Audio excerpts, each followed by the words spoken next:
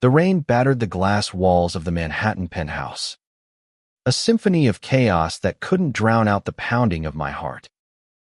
I stood in the pristine kitchen, polishing a silver tray, when the elevator chimed, signaling his arrival. My new boss, the elusive CEO of Sterling Enterprises, was about to meet his new butler, Ethan Caldwell, a man who'd clawed his way out of a past he'd rather forget. I adjusted my tie, the crisp black uniform feeling like armor against the world. I'd taken this job out of desperation. Bills don't pay themselves when you're a struggling artist in New York City. The agency promised good money, discretion, and a chance to work for someone so high-profile they'd barely notice me. Perfect, I thought.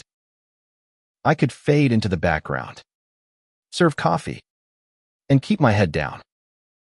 But as the elevator door slid open, and a pair of piercing blue eyes locked onto mine, my world tilted. Those eyes.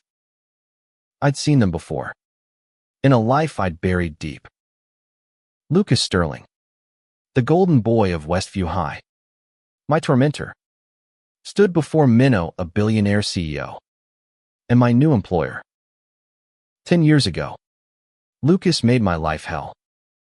In the locker-lined halls of our suburban high school, he was the king captain of the lacrosse team. Charming, untouchable. I was the quiet kid with paint-stained fingers, too shy to fight back when he and his friends cornered me, their taunts slicing deeper than I'd ever admit. Freak, they'd called me, mocking my sketches, my clothes, my everything. Lucas led the charge, his laughter the sharpest weapon. I'd spent years rebuilding myself, swearing I'd never let anyone make me feel small again. Yet here he was, striding into his penthouse like he owned the world, and I was just the help. Ethan. His voice, smooth and commanding, held a flicker of recognition. He froze mid-step, his tailored suit accentuating a frame that had only grown more imposing with time. Ethan Caldwell. I gripped the tray tighter, my knuckles white. Mr. Sterling, I said, voice steady despite the storm inside me. I'm your new butler. How may I serve you? His jaw tightened, and for a moment, I thought I saw something guilt. Maybe. Flash across his face. But he recovered quickly, slipping into the cool detachment of a man used to control. Coffee. Black. On my desk in 10 minutes. He turned away, dismissing me, but not before I caught the faintest tremor in his hand as he loosened his tie. The next few days were a blur of routine preparing meals, organizing schedules, and dodging Lucas's gaze. He was meticulous, demanding, yet strangely distant, as if he, too, was navigating the ghost of our past. The penthouse became a battlefield of unspoken tension. Every time I set a plate before him or refilled his glass, our eyes would meet, and I'd feel the weight of memories neither of us dared voice. I told myself I could handle it. I'd survived worse. But late one night, as I tidied his office, I found a worn leather journal tucked beneath a stack of contracts. Curiosity got the better of me. I opened it. Scrawled in Lucas's precise handwriting were words that stopped my breath. I was a coward. I hurt him because I couldn't face myself. My hands shook as I read on. Pages filled with regret. Apologies never spoken. And a truth that hit like a punch. Lucas had been in love with me. Even back then. His cruelty, his taunts, they were a mask for feelings he didn't understand. Feelings he feared. I snapped the journal shut, my heart racing. This changed everything. The next morning, Lucas was different, quieter. His usual sharpness dulled, He lingered at the breakfast table, watching me as I poured his coffee. "Ethan," he said, his voice low. "We need to talk."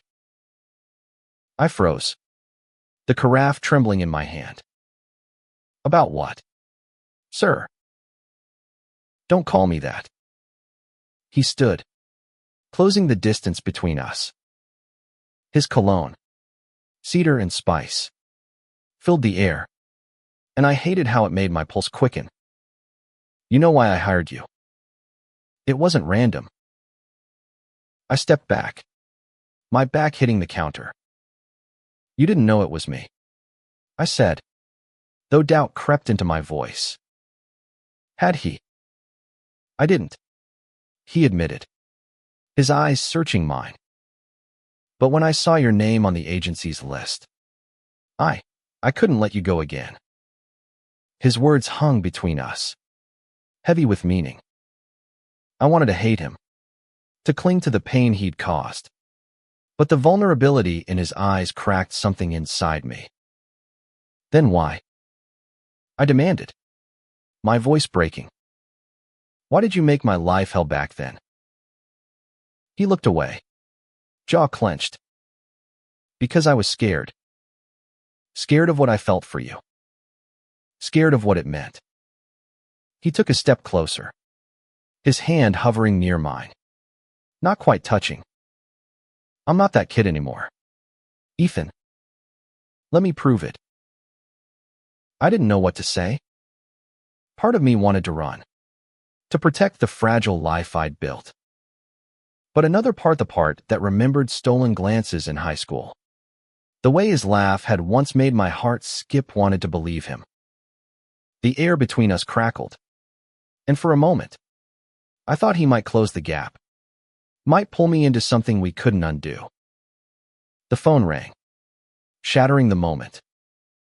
Lucas cursed under his breath, grabbing it. "Sterling," he snapped, his CEO mask slipping back into place. But as he walked away, he glanced back at me, a silent promise in his eyes. That night, I lay awake in my small apartment, replaying his words.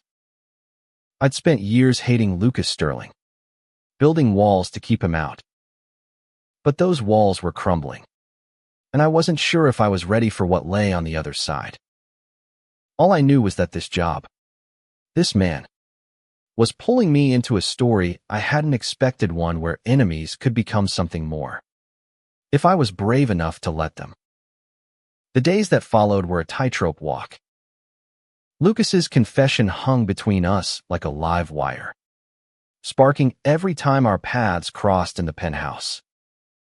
I tried to focus on my duties, polishing crystal, arranging meetings, keeping his life seamless, but every task felt charged. Every glance a question.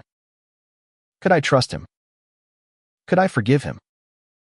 One evening, as I set out his dinner, a rare smile broke across his face. "You're good at this, Ethan," he said, gesturing to the perfectly plated salmon. "Better than I deserve." I paused, unsure if he was teasing.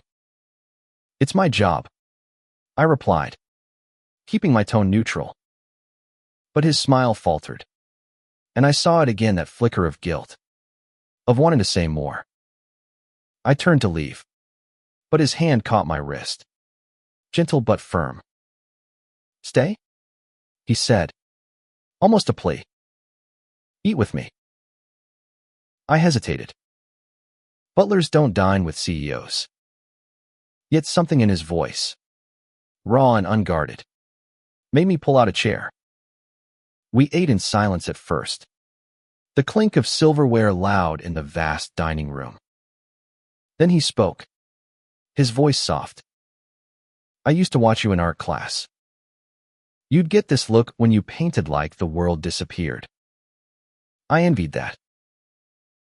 I nearly dropped my fork. "You envied me." The idea was absurd. He'd had everything: friends, status, confidence. "I did," he said, leaning forward. You were so, you. Unafraid to be different. I was too weak to be that honest. His eyes held mine, and I felt the weight of his truth. This wasn't the Lucas I'd known. Or maybe it was, and I'd never seen him clearly.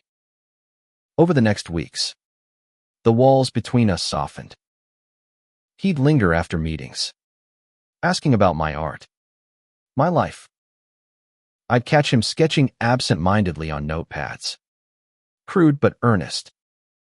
One night, he showed me a clumsy attempt at my old high school sketchbook. I kept it, he admitted, pulling the real thing from a drawer. My sketchbook, the one I'd thought I'd lost senior year. I took it because it was the only piece of you I could keep. My throat tightened. You stole it. I was an idiot, he said, voice thick. I wanted to be close to you, but I didn't know how. I'm sorry, Ethan, for all of it. I took the sketchbook, my fingers brushing his. The contact sent a jolt through me, and I pulled back, overwhelmed. I need time, I whispered, and he nodded, letting me go. But time didn't make things clearer. My days were a blur of serving Lucas, watching him navigate boardrooms with ruthless precision, yet soften when he looked at me. I started noticing things the way he'd leave art magazines on the counter, accidentally open to pages about local galleries. The way he'd ask about my dreams, listening like they mattered. One night, after a gala where I'd stood silently at his side, he drove me to my apartment instead of calling his usual car service. Come to the gallery opening with me tomorrow, he said, idling outside my building. Not as my butler, as my guest. I stared at him, heart pounding. Why me? Because I want you there, he said simply. Because I'm tired of pretending I don't. I said yes, against my better judgment. The gallery was a whirl of color and light, filled with New York's elite.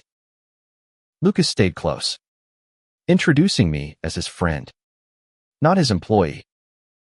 When he slipped his hand into mine to guide me through the crowd, I didn't pull away. His touch felt like a promise, one I wasn't sure I could trust but desperately wanted to. Later, under the glow of a neon sculpture, he kissed me. It was tentative at first, then urgent, like he'd been holding back for years. I kissed him back, tasting forgiveness and fear, hope and history. When we parted, his forehead rested against mine. I don't deserve this, he murmured, but I'll spend every day trying to. I wanted to believe him. But as we left the gallery, a man in a dark coat watched us from across the street, his camera flashing. The next morning, a tabloid headline screamed, "Billionaire CEO's secret romance with his butler." My stomach dropped. Lucas's world was built on image, and I'd just become a scandal. The tabloid hit like a grenade. By noon, my face was plastered across every gossip site. My past dragged through the mud. From high school nobody to CEO's lover, the shocking story. Lucas's phone rang endlessly. Investors, PR teams, his board. I stood in the penthouse, tray forgotten, as he paced, barking orders to contain the fallout. When he finally looked at me, his eyes were stormy. "I'll fix this," he said. "I promise." But I wasn't sure I wanted it fixed. The world now knew about us, and part of me felt exposed, raw. The other part felt free. I'd spent years hiding who I was, and now, standing in the wreckage of Lucas's carefully curated life, I realized I was tired of hiding. What if we don't fix it? I asked, voice steady. What if we let it be true? He stopped, stunned. Ethan, this could ruin me. My board theory old school. They'll call for my head. Then let them, I said, stepping closer. You're more than sterling enterprises. You're the man who kept my sketchbook. The man who's trying to make things right. Be that man. Lucas. For a moment, he looked like the boy I'd known scared. Uncertain. Then he squared his shoulders. Okay, he said. But we do this together. The next week was chaos. Lucas held a press conference, his hand gripping mine under the table as he faced the cameras. I'm in love with Ethan Caldwell, he said, his voice unwavering. And I'm not ashamed of it. The room erupted, but I only saw him brave. Flawed. Mine. The fallout was brutal. Stocks dipped. Investors pulled back. And Lucas's board demanded his resignation. But he fought, leveraging every connection, every ounce of charm, to keep his position. I stood by him. No longer his butler, but his partner. Navigating the storm together. We faced hate mail, whispers, even threats. But we also found allies, colleagues who stood up for us. Friends who reminded us we weren't alone. One night, as we sat on the penthouse balcony, the city glittering below, Lucas handed me a new sketchbook. For your next chapter, he said, his voice soft. I want to be part of it, if you'll let me. I took it, my fingers tracing the leather. You already are, I said, leaning into him. The stars above us felt like witnesses to something new, something hard-won. We'd started as enemies, bound by pain, but we'd chosen something else, love. Redemption. A future neither of us could have imagined. Months later, Lucas stepped down as CEO, not because he was forced to, but because he wanted to build something Newa Foundation to support queer youth, to give them the safety we'd both lacked. I started painting again, my work displayed in galleries, telling stories of struggle and hope. Together, we carved out a life that was messy, imperfect, but ours. The boy who'd once broken me had helped me heal, and in doing so, he'd healed himself. We weren't just a scandal or a headline. We were Ethan and Lucas, two people who'd found each other in the ruins of who we used to be, proving that even the deepest wounds could lead to love, if you were brave enough to try.